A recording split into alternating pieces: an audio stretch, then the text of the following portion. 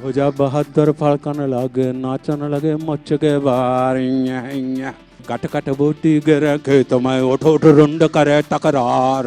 घोड़ा बिचला था ऊदल का जिसमें बहे हजारों जवान के पूरी कचौड़ी झान न मिले हैं 12 मास चले तलवार। जब शौर्य की बात करें बुंदेलखंड की बुंदेली के, और आपकी जो शुरुआत भई खलनायक के तौर पे बहुत धुआंधार भई, तो एक भाई प्रतिनायक कहो यार, खलनायक सुन के बहुत बुरे लगे। प्रतिनायक कहो। प्रतिनायक अगर खलनायक होते तो देखो जितनी बहनें यहाँ पर बैठी हैं, जितने भाई यहाँ पे बैठे हैं, सबके चेहरे पर मुझे देख के बड़ा प्रेम है, स्नेह है, विश्वास है, आदर है। तो ये प्रतिनायक हो सकता है व्यक्ति, खलनायक नहीं हो सकता। तो अपन तो अपनी बुंदेली भाषा बोलो, काय को अपन फिल्मी भाषा के चक्कर में पड़ो, उनके बिले उनके खल प्रतिनायक। तो प्रतिनायक जो है प्रतिनायक जब वो जो शौर्य है, मतलब प्रतिनायक कोई शौर्य पे ही ले आ रही है, शौर्य है। खास तौर से आपके मुंह से कई बार हमने निजी तौर पे सुने, शायद बहुत लोगों ने नहीं सुनी हुई है, आला जो शौर्य गाथा है, जी तरीके से बखान भाई वह बहुत अद्भुत है। अब उसकी भूमिका हम ना बांधे तो आप देखिए क्या है, जैसा कि हमने कहा कि आज की तारीख में अपन देखते हैं उनके न्यूज़ चैनल वाले कहाँ चले जाते हैं, कहूँ कछो मचो होए, सब में पहले एक आती ना कि हम सब में पहले। कहाँ चले जाते हैं? बोले मौका पे चले जाते हैं, मौका से वे रिपोर्टिंग करते हैं। ऐसा होते कि नहीं होए? और सब यही कहते हैं कि हम सब में पहले,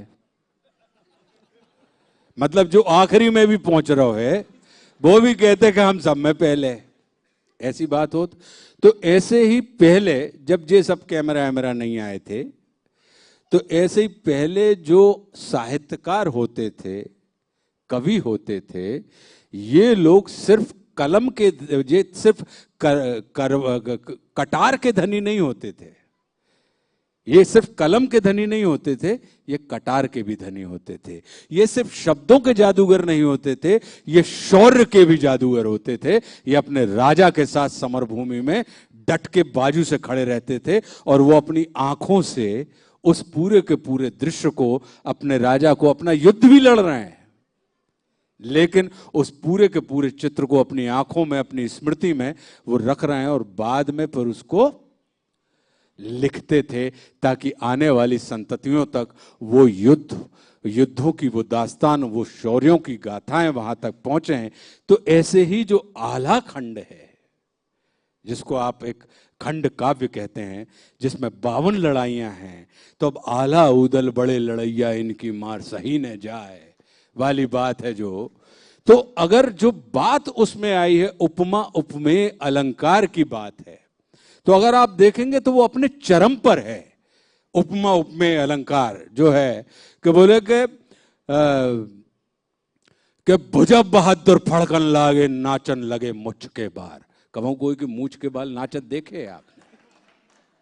मगर कहने का अर्थ क्या है कि मतलब इतना हर्ष और इतना उल्लास था उस भीषण संग्राम में, जहां पे हम और आप जैसे लोग अगर पहुंचे तो सब में पहले धुकपुकी बढ़त है, और उनके हृदय में उनकी धुकपुकी नहीं, उनके हृदय में धड़कनें बढ़ती थीं, जहां पे हर्ष और उल्लास और शौर्य दिखाने की जो वो अपनी प्रतीक्षा कर रहे होते थे, उसके अवसर को सामने देख के कि बिल्कुल उनको लगता था कि जैसे यही प्रेमिल क्षण आ गया है कि जहां पे मैं अपनी उस शौर्य रूपी प्रेमिका को अपने शौर्य का प्रदर्शन करके अपनी तरफ रिझा सकता हूं।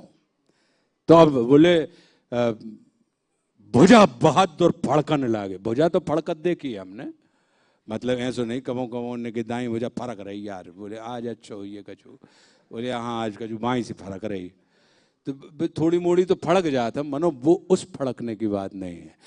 तो उसकी कहनात भी कई किस्म की है, लेकिन जिस भाव में हम लोग सुनते थे कि बोले भुजा बहादुर फड़कन लगे नाचन लगे मुझ के बार, अपने ते आला अलहदात थे ना, बस कर लगो है और वे अरे बोले कट कट बोटी गिरे खेत में उठो उठो रुंड करे तकरार।